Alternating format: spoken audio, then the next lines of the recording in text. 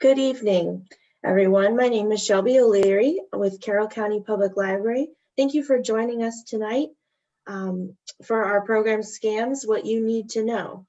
Before we get started, we'd like to thank our supporting organizations, the Maryland Attorney General's Consumer Protection Division, Allegheny County Library System, Anne Arundel County Public Library, Caroline County Public Library, Calvert Library, Charles County Public Library, Enoch Pratt Free Library, Kent County Public Library, Prince George's County Memorial Library, Talbot County Free Library, Washington County Free Library, and Worcester County Library. So without further ado, please welcome Janine. All right, thank you so much. I'm going to share my screen with you. Okay, wonderful. Okay, I hope everybody can see that.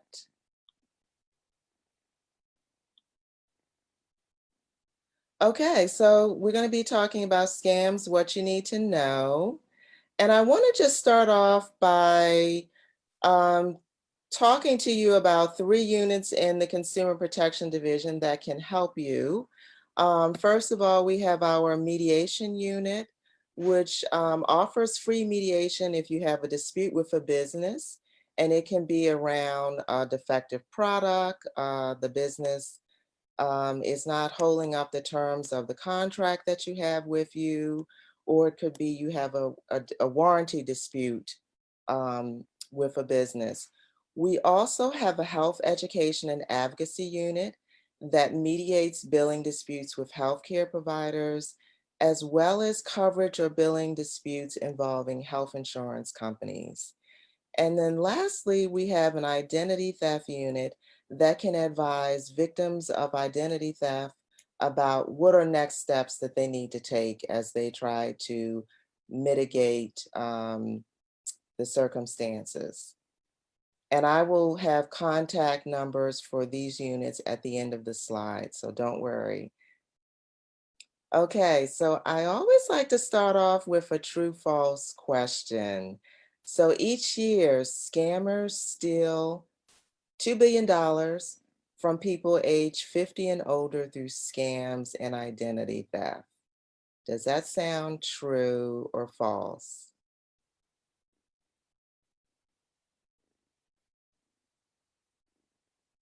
Okay, if you said false, you are correct. It is actually $12.76 billion that they steal every single year from people age 50 and older. And this is the thing to remember. Scammers are targeting people of all ages. So don't let this statistic fool you. We all need to be vigilant regardless of our ages, but definitely if you're a little older, you may be more at risk. Okay, here's some statistics that I just want to point out. In 2019, the Federal Trade Commission's data revealed that Marylanders lost $27.7 million to scams. And this is based on Maryland residents who actually reported to the Federal Trade Commission that they were victims of a scam. Of course, the next statistic tells us that only 1 in 44 scam victims actually report their fraud to authorities. So a lot of this goes unreported. In terms of the most common way that scammers are contacting people, the telephone at 74% remains the most common form of contact. So I want to talk a little bit about some ploys or tactics that scammers are using. So we know scammers are after our money, but they're also interested in your personal sensitive information, such as your social security number, your health insurance account information, but they're also interested in your financial information as well. So they will use phishing scams, and these are designed to trick you into thinking trick you into revealing this information. So they love to pretend that they are calling from your bank or calling from a trusted government agency so that you're willing to give up this information, because the average person is not going to give their social security number to a stranger. However, if you think you're talking to a government official from the Social Security Administration, then you may give that information up. However, legitimate organizations do not call you by telephone and ask you for this sensitive information. Another tactic they use is something called spear phishing. And this is when they have partial information about you and they're trying to trick you into giving them the rest of the information about you. So, for example, they may have the last four digits of your social security number, and they will again claim they're calling from a government agency, and they will ask you for the other five digits of your social security number so that they have the complete information to steal your identity. So that's what spear phishing is. Now, this is another important thing that I want people to be aware of, is that if you've been scammed once, scammers will target you with other scams. They're figuring if they get you once, they'll be able to get you again and again. Now, this is also troubling because scammers will oftentimes try to extort money from their scam victims by convincing them that they committed a crime when they paid them money the first time, and they will tell them, unless you keep paying me money, I'm going to turn you over to the police. And this terrifies people. And they're very menacing with these threats. They will often call you on a daily basis. They will text you, threatening you to pay them, or they will turn you over to the police. And it's very difficult to convince people that they didn't commit a crime and that they should not pay these scammers. So this is something to be aware of. So if you unfortunately do fall for a scam and you're called by the scammer and they tell you to pay them because you've committed a crime, or they will turn you over to the police, um, as scary as those threats sound, don't give them any more money because they are the ones who've committed the crime. Okay, so throughout this talk, I'm going to present you with some quiz questions. So, what is the most common form of payment requested by scammers? Is it A, cash, B, Bitcoin, C, money wire, or D, gift card? Take a second or two to think about what is the most common form of payment. Okay, if you said money wire, you are correct. That is the most common form of payment that scammers ask for. And this leads me to my next segment. I want to talk about what are some of the telltale signs of a scam, because this is the thing we know. Scammers are constantly changing up their scams, but the one constant are these telltale signs. So, money wires is one way that they are asking for people to pay them. And the reason why is that money wires are quick, they're easy, they're convenient. A scammer halfway around the world can get a money wire, which is why they like it. It is the equivalent of giving a stranger cash. The other thing about money wires, they are difficult to trace. They're difficult to reverse once you've discovered that you've been scammed. So that's why they love money wires. This is another sign that you're dealing with a scam. When you're told to go out and buy a green dot card as a way of sending money. And green dot cards are prepaid debit cards, and these are found in the gift card section of stores. And Green Dot is one brand. It's one of the most popular brands, but there are some other brands out there. So if someone tells you to pay back taxes using a Green Dot card, a red flag should go up. This is a scam. The IRS would not ask me to pay back taxes using a Green Dot card. And very similar to money wires, a Green Dot card is a fast way of getting funds. The scammer can remain anonymous. It's difficult to trace and get your money back. This is another sign. Increasingly, scammers are telling folks to pay them using gift cards. And Amazon.com, iTunes, and Google Play are very popular gift cards that they request. But this is the thing, gift cards can only be used with the website or with the store that issues that gift card.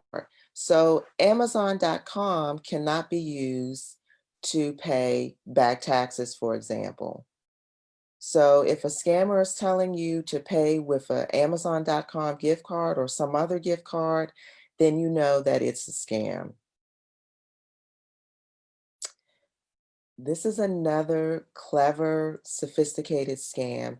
And this one involves you receiving a check in the mail. And this check looks very authentic, but it is a fake.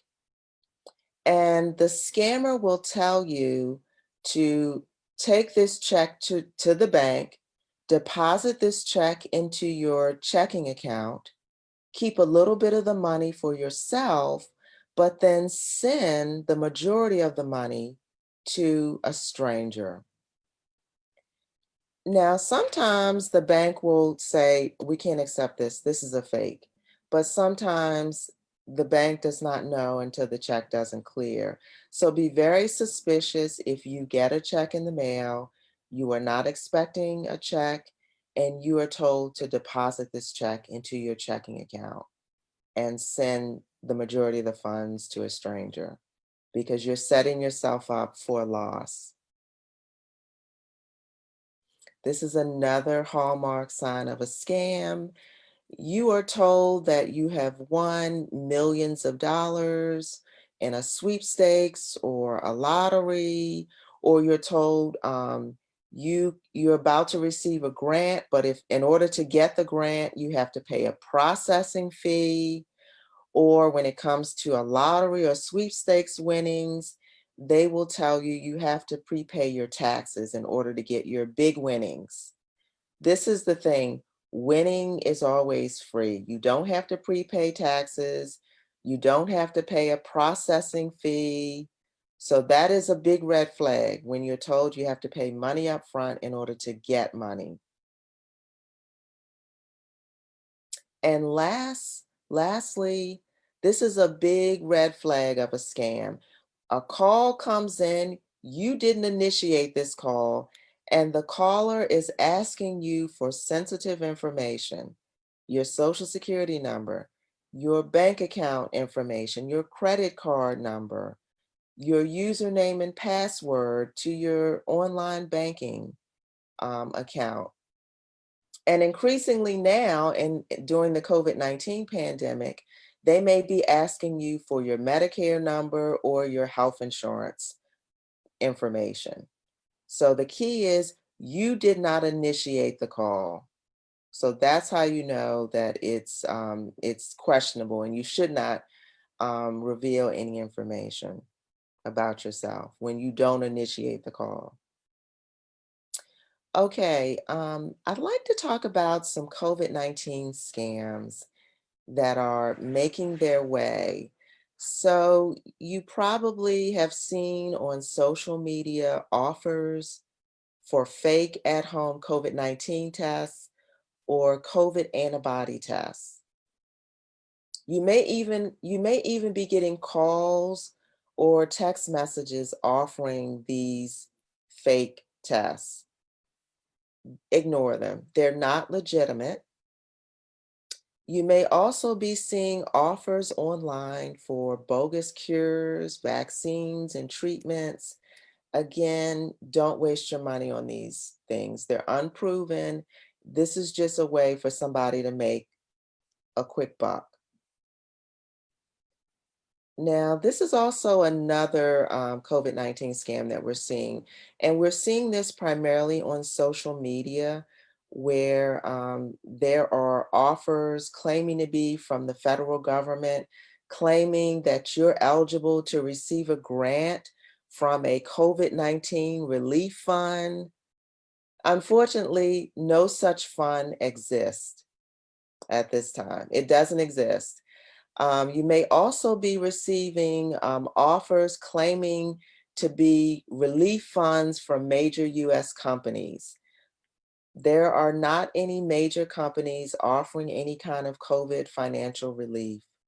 And what scammers are trying to do with this particular scam is they're trying to convince you to pay a processing fee. So you pay them money, but you won't get any money in return.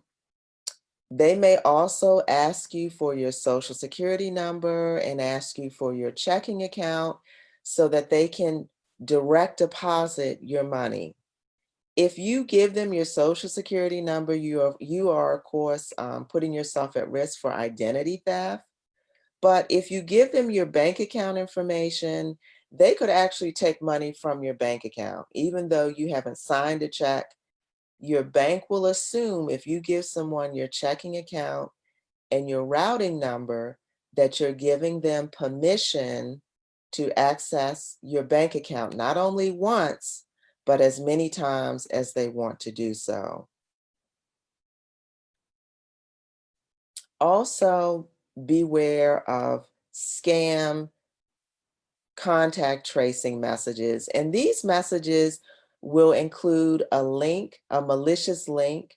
So if you click on that, you could be opening up a virus onto your phone or to your tablet or to your computer.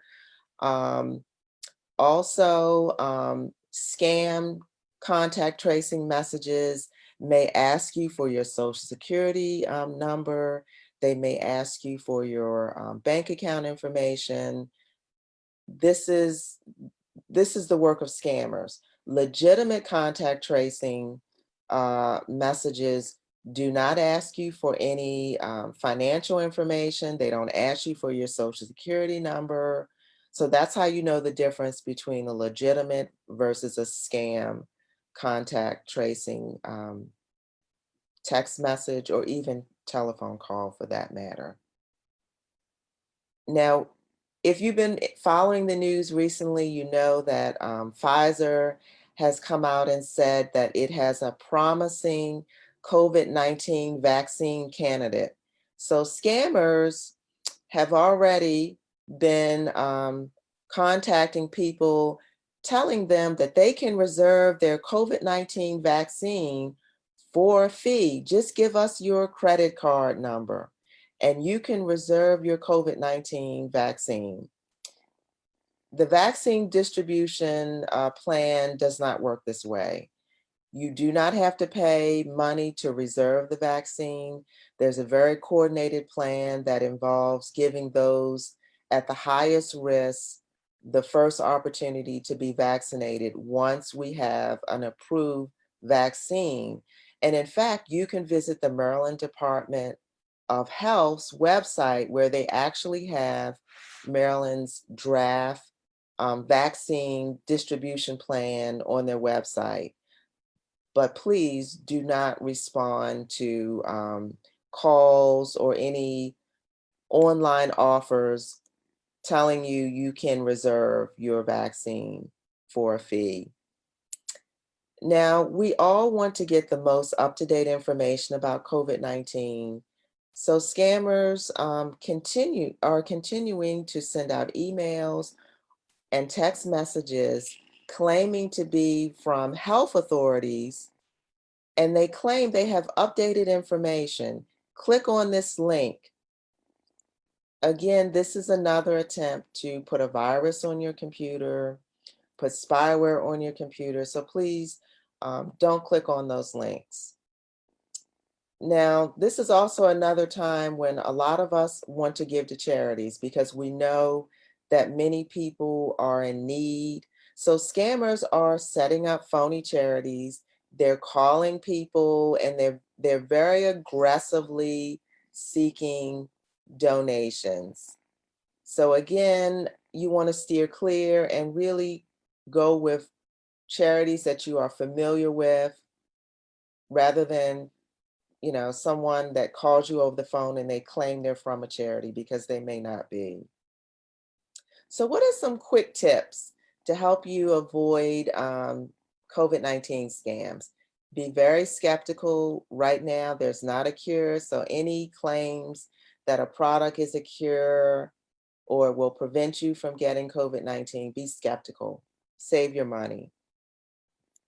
Don't click on links that come in emails or text messages because they might be malicious. And just don't provide your personal information to unknown sources. Don't donate money without researching who you're asking, who's asking for this money. So me personally, I do not make donations over the telephone, even if the caller claims to be from a charity that I'm familiar with. I don't feel comfortable with that. And I personally stick with well-known charities that I'm familiar with when it comes to donations. Um, Rely on trusted resources for legitimate health information about COVID-19. Maryland Department of Health, the CDC, or talk to your healthcare provider. Okay, so those are some quick tips. Now, this is another scam that I want to tell you about because this scam has always been around, but due to COVID-19, nationwide, there's an uptick in the rental scam. So what scammers are doing is pretending to be property managers and they claim that they have an apartment or a house available for rent and it's at a really good price. And they're doing this to draw a lot of interest. Now, if you contact them, they will tell you due to COVID-19, you can't see this property. So they want you to rent this property sight unseen. So they will ask you to fill out a rental application, which means you're going to be giving them your social security number. And then they're going to ask you to pay a security deposit. And they may even give you a move-in date. And if you go to this property, you may discover that a tenant already lives there and the property was never available for rent. So the best advice is it's very risky renting a property sight unseen. And it may be true that some property managers may not be showing properties due to COVID-19. However, one way to get around that is asking a property manager if they would give you a Zoom tour of the property. This way, you can prove that this person has access to this property and you can see this property. But be very cautious about renting a property sight unseen. Okay, quiz question time.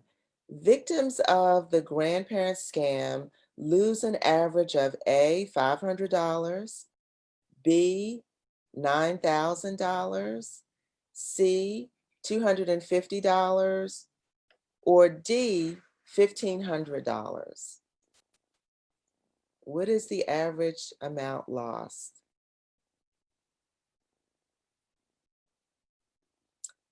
Okay, if you said $9,000, you are correct. That is a lot of money. And I wanted to highlight this scam because this scam is always around.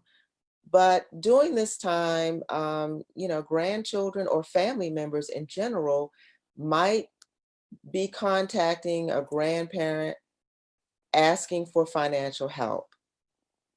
The usual story is that your grandchild is in a foreign country and they've been arrested for drunk driving.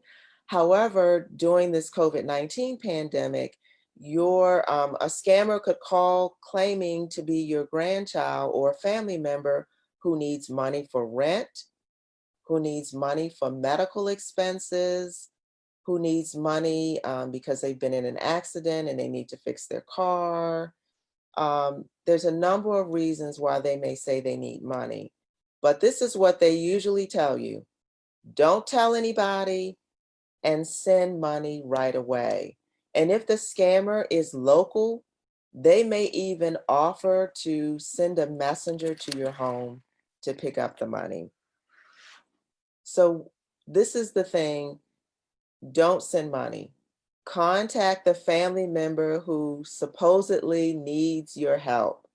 If you can't get in touch with that family member, then you want to contact other family members to verify that your family member is okay.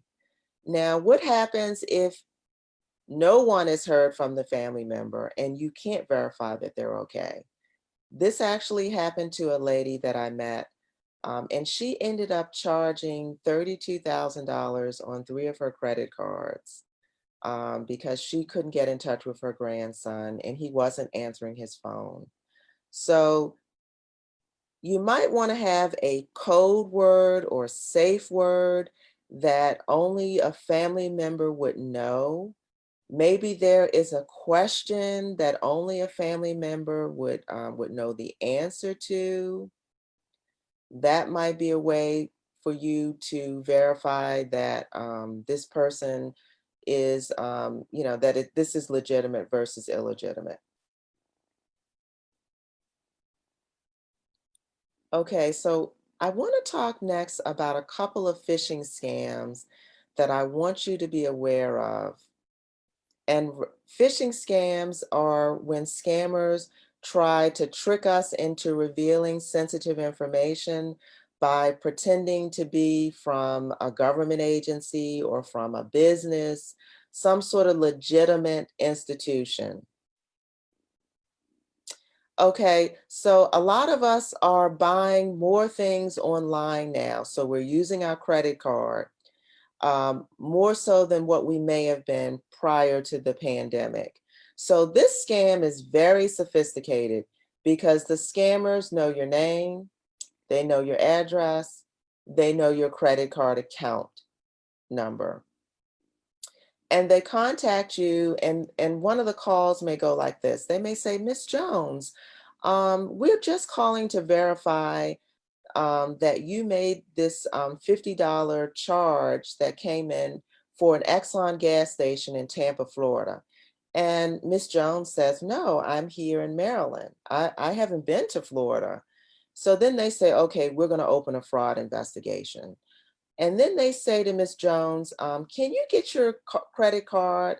We need to make sure that it hasn't been lost or stolen. So when Miss Jones gets back on the phone, they tell her, okay, we need you to read the 3-digit code that's on the back of your credit card. This is your security code. So if you give this information to scammers, they can begin to make purchases using your credit card because now they have the information they need.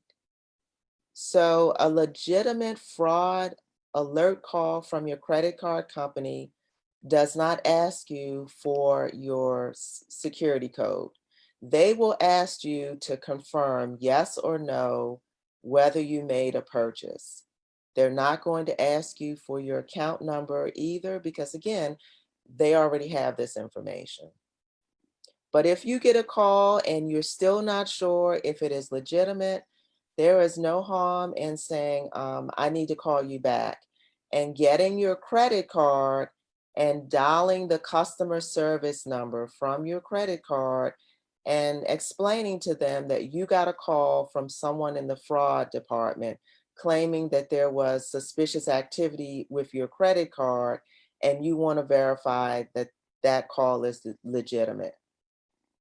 And the customer service department may be aware of the situation, or they may need to refer you to the customer service department. But that way, you can check to see if it is legitimate. Okay, your bank sent an email informing you that there is a problem with your bank account. The email requests that you log onto your online account using a link in the email. Is this a scam? Okay. If you said yes, you are correct. This is a scam.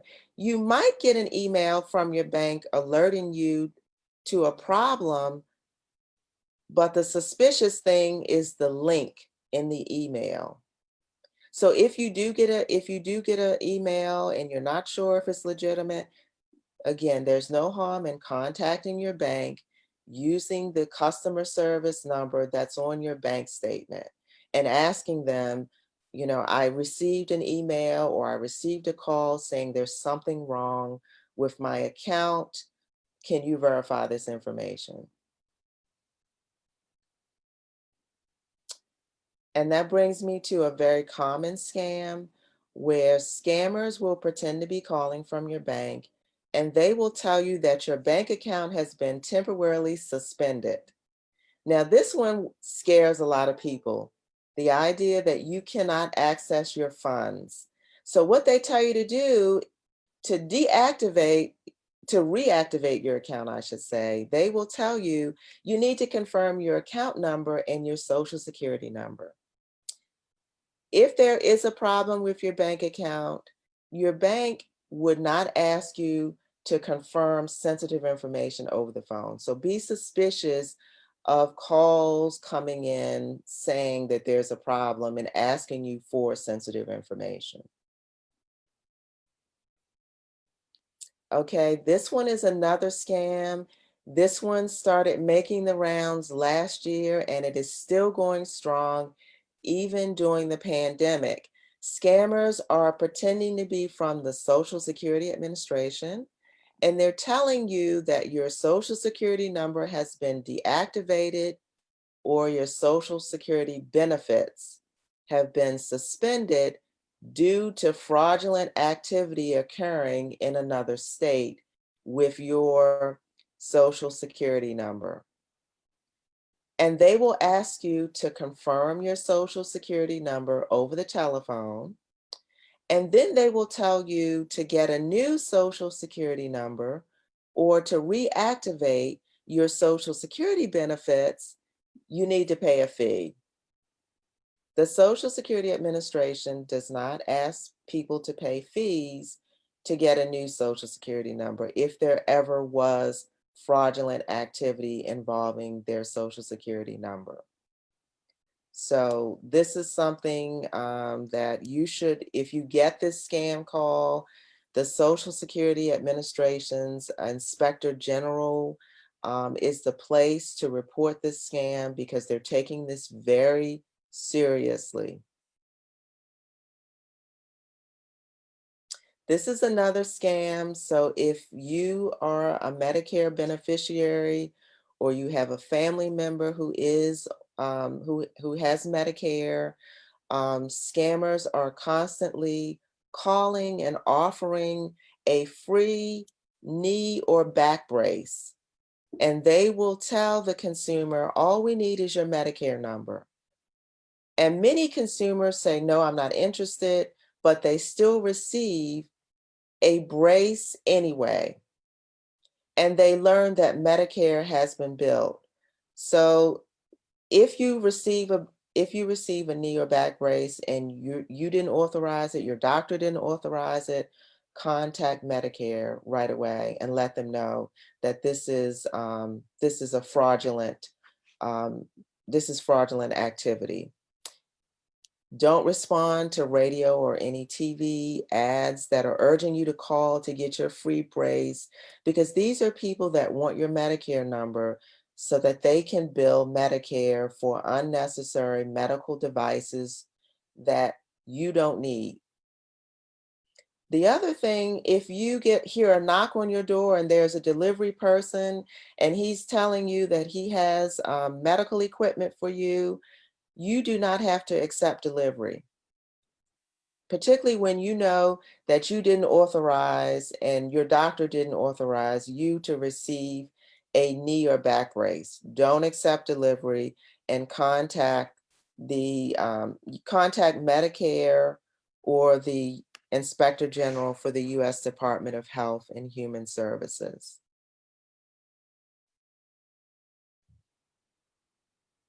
Here's another scam that we want you to be aware of. Scammers may contact you by phone. Prior to the pandemic, they were going door to door. They were appearing at health fairs, and they were telling people that you can receive a free DNA screening for cancer.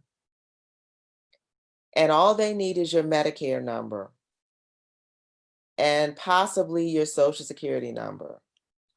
And if you respond to one of these ads, they will actually send you a test kit, and you have to provide them again with your Medicare number. But if they send you the test kit, you are instructed to swab the inside of your mouth and send your DNA away to be analyzed. Here's the problem. People who were targeted with this scam in other states who gave their DNA sample notice that Medicare was billed, but they never received any test results. And they have no idea what happened to their DNA sample. Was it ever tested? If it was tested, what happened with their results? So this is something that you want to steer clear of. Talk to your doctor. If you do need a DNA test for cancer screenings, your doctor should be the one to order that. That way, you can get your test results and your doctor can review them with you. But you want to protect your Social Security number as well as your Medicare number, because you could be opening yourself up to fraud as well as medical identity theft. Okay, here's another question. Your phone rings and the caller says he's calling from your bank. He asks you to confirm the last 4 digits of your Social Security number to verify that he's talking to the account holder. Could this be a potential scam?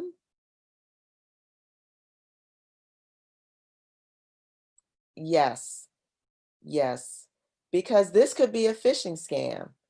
You didn't initiate the call. This person is calling you out of the blue and they're asking you to provide them with your Social Security number, with the last 4 digits of your Social Security number. So this one seems a little suspicious.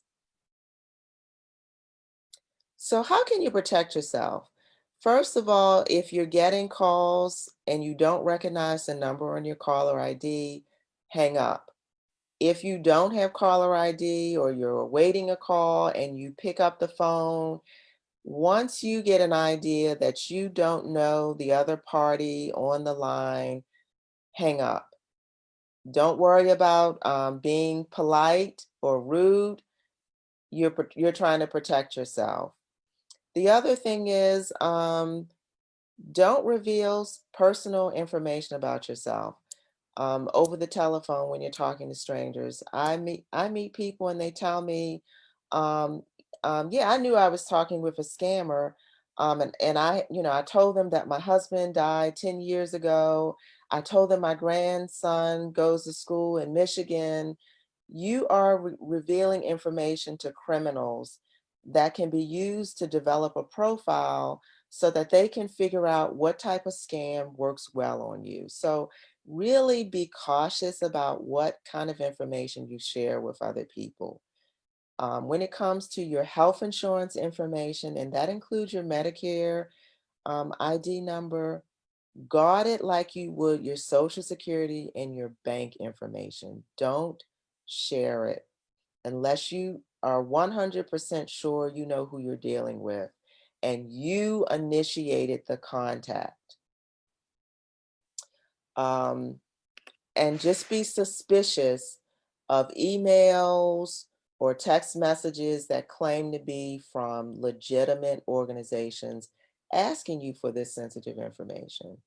Because, your bank may email you or your bank may send you a text message, but they don't ask you for your account information through these means. The other thing is, if you're online, just be aware of email or, don't reply to emails, I should say, or don't respond to text mess or pop-up messages that ask you for sensitive information because you're asking for trouble. Now, what should you do, unfortunately, if you become a victim of a scam? First of all, let me just say this. Don't beat yourself up because being a victim of a scam does not mean that you're not intelligent. The thing about scammers, they are playing on your emotions and they are master manipulators. So anybody can be a victim of a scam at any given time. The other thing is they are catching you off guard. So you may be more vulnerable to a scammer. So if you are a victim of a scam, definitely report it to the police. You can report it to the Federal Trade Commission, and their website is www.ftc.gov. They have an online complaint system. You can also report it to the Maryland Attorney General's Consumer Protection Division. Also, if a scam involves the internet or it involves email, you can report it to the FBI using the website www.ic3.gov. And if the scammer sent you something in the mail, you can report it to the U.S. Postal Service's inspector, U.S. Postal Service inspector. And that number is 1-800-275-8777. Now, I promised that I would share our contact information, and I will leave that on the screen while we see if we have any questions.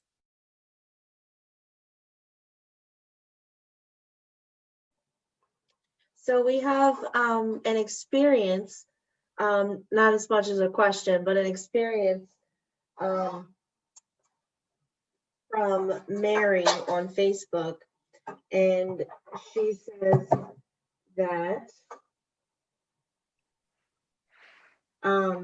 says that she had a friend who this happened to. Someone called her and acted like her grandchild's name and said that they needed money for a car accident and they wanted her to wire the money to them. But the scammer asked her not to tell his mom because she would get mad. It says she actually wired the money, but she was able to get it back because as soon as she did it, she realized it didn't sit right with her. Mhm. She called the police and luckily they were able to cancel the wire. That is a rare situation because oftentimes it's very difficult to cancel the money wire once it's gone through. But it's a good thing that she paid attention to her instincts. When it didn't feel right, she immediately took action to try to reverse the situation.